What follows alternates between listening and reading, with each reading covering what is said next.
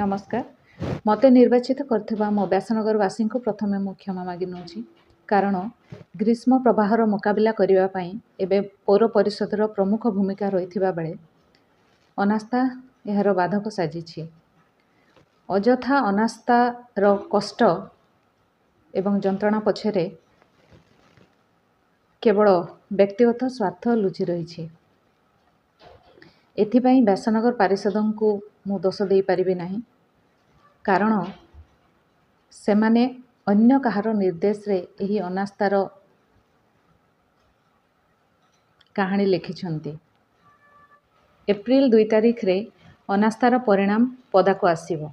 मु सेथिपाई विब्रत नुहे कारण मो नेता 4.5 कोटी ओडिशावासी स्पंदन तथा बिजु जनता दलर सुप्रीमो श्रीयुक्त नवीन पट्टनायक महोदय उपरे मोर अगाध विश्वास अछि। विशेष भावे मो सहित व्यासनगरवासी आशीर्वाद रही बेले पारिषदों उपरे वर्तमान भी मोर दृढ़ विश्वास अछि। किंतु ए अनास्था काहीकि से संपर्क रे अनेक जगार अनेक कथा चर्चा होथिबा बेले मु आज किछि मोर कथा मो सहरवासी सम्मुख रे मु रखिबा पई चाहूछि। जणे अनुसूचित जनजातिर महिला भावे मो नेता श्रीयुक्त नवीन पट्टनायक महोदय 2022 मसीहा व्यासनगर अध्यक्षा पद पई निर्वाचन लड़िबा को मते निर्देश देइथिले। व्यासनगरवासी आकुंठ समर्थन रे मु मध्य विजय लाभ करिथिली।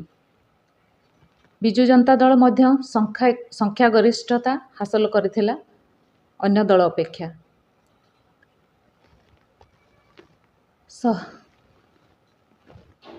सहरवासी सेवा करने को आमे अंटा भिड़िलु किंतु यह किछि स्वार्थवादी व्यक्तिविशेष को भल लगिला नहीं। आदिवासी महिला सठिक भाव में पौर परिषद को परिचालना करने व्यासनगर विकास विरोधी को सुहाइला नहीं। सेथिपाई मते रबर स्टाम्प करने षड्यंत्र रचागला जो थे कि मु सहयोग करनी एवं आज ये अनास्था आसबार प्रमुख कारण से गोटे। केवल सेतिक नुहे एकाधिक मुरबी रे परिचालित व्यासनगर बिजु जनता दलर अनास्थार आउ एक कारण साजिछि। साधारण निर्वाचन परे सरकार बदली छंती किंतु व्यासनगर सरकार को ठिकणा ढंग परिचालना करने पाई पौर परिषद मध्य आगे आसिला किंतु 2टा मास पर पुणी षड्यंत्र चलिला। कोरेई नेतांक प्रतिनिधि विवादर मंजी बुणिले।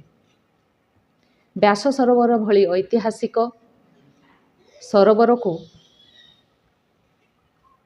भंडूर करने पाई योजना कले। व्यास सरोवर स्वाभिमान को रक्षा करने पाई मु आगको बढ़िली। कहा चापर बशवर्ती न होई सहरर सम्मान को बंचाई रखापी प्रयास करी जार परिणाम स्वरूप आज मते अनास्थार सामना करिया पड़ुछि। दल को परिचालना करने एवं कर्मी को काम रे लगैबा नेतांक दायित्व किंतु व्यासनगर बीजेडी को एकाधिक नेता परिचालना करने देखा मिलुछि। मासकु मास नुआ नेता देखा मिलुछि।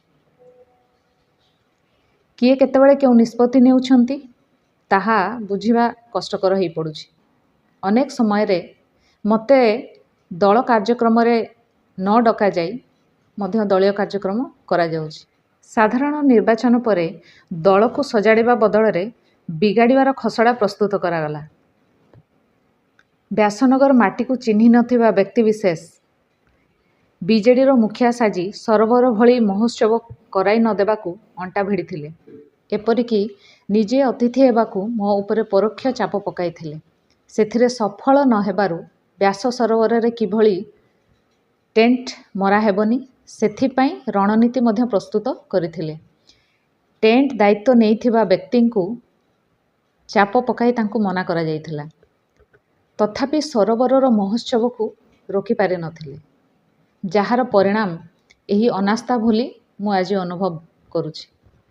ଶେଷରେ ମୋର ପାରିଷଦ ଭାଇ ଏବଂ ଭଉଣୀମାନଙ୍କୁ ମୋର ଗୋଟିଏ ନିବେଦନ, କୁଚକ୍ରୀଙ୍କ ପରାମର୍ଶରେ ପରିଚାଳିତ ଅନାସ୍ଥାକୁ ସମର୍ଥନ କରିବା ବଦଳରେ ବ୍ୟାସନଗରବାସୀଙ୍କ ମତଦାନକୁ ସମ୍ମାନ ଦିଅନ୍ତୁ।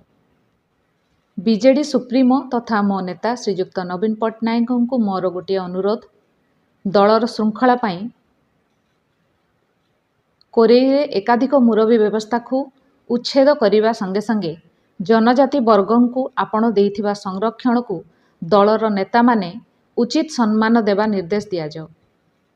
ବିଶେଷ କରି ମୋର ବ୍ୟାସନଗରବାସୀଙ୍କୁ ଏଭଳି ଏକ ଘଡ଼ିସନ୍ଧି ମୁହୂର୍ତ୍ତରେ ମୁଁ ଗୋଟିଏ ଅନୁରୋଧ ରଖିବି, ବ୍ୟାସନଗର ସ୍ୱାଭିମାନ ରକ୍ଷା କରିବାକୁ ଯାଇ ଅନାସ୍ଥାର ସମ୍ମୁଖୀନ ହେଉଥିବା ଆପଣଙ୍କର ପ୍ରିୟ ସଙ୍ଗୀତାଙ୍କ ବିଜୟ ପାଇଁ କେବଳ ଆଶୀର୍ବାଦ ଅଜାଡ଼ି ଦିଅନ୍ତୁ।